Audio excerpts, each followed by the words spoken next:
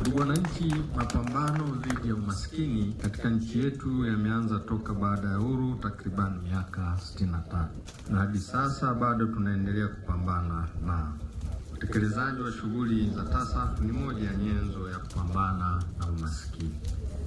Endelee kuwapongeza sana serikali lakini TASAF kwa kuyaishi maono ya Mheshimiwa Rais wetu mpendwa. Katika awamu hii ya kipindi cha pili cha utekelezaji wa mradi huu wa TASAF, umejikita sana katika masuala ya kuwezesha kaya kutumia fursa za kukuza uchumi na kuongeza kipato kwa kaya za walengwa, pamoja na kuboresha upatikanaji wa huduma mbalimbali za afya, elimu, maji safi na salama, pamoja na miundombinu mbalimbali ya kukuza uchumi ngazi ya jamii. Ambapo leo hii inajidhihirisha wazi kuwa mradi huu wa ujenzi wa stendi mpya ya mabasi pamoja na maduka ya biashara ni miundombinu ambayo itasaidia kukuza uchumi wa kaya pamoja na jamii kwa ujumla. Nimetembelea mradi, nimejionea ujenzi ulivyofanyika na nimeridhika kwa kiwango cha kutosha kwamba mradi huu unaweza sasa kutumika kwa ajili ya kutoa huduma kwa wananchi. Leo mkoa wetu, wilaya yetu na halmashauri yetu tunaenda kuweka historia nyingine mpya ya kuwa na stendi mpya na ya kisasa.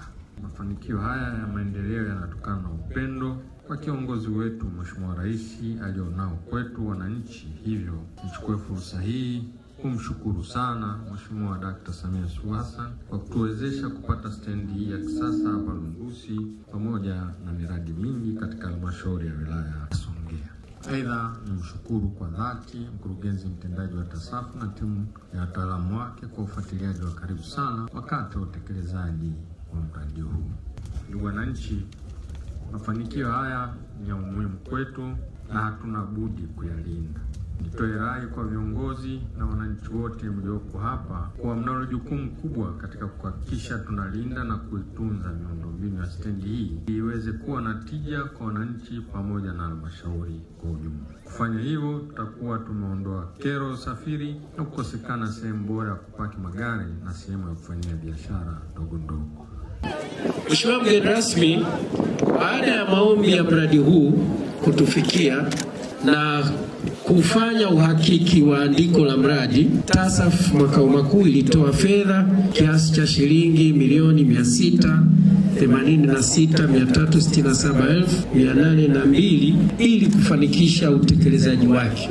Nichukue nafasi hii pekee pia kuwashukuru sana delegation ya TASAF kwa ushirikiano na kuhakikisha kwamba sisi kama wanaruvuma, wanasongea, tutaendeleza ushirikiano huu, tutahakikisha miradi iliyosalia inakamilika, lakini pia kuratibu na kusimamia uendeshaji wa huduma hizi za miradi ya maendeleo ili wananchi waendelee kufurahia na kuona matunda mema ya nchi yao.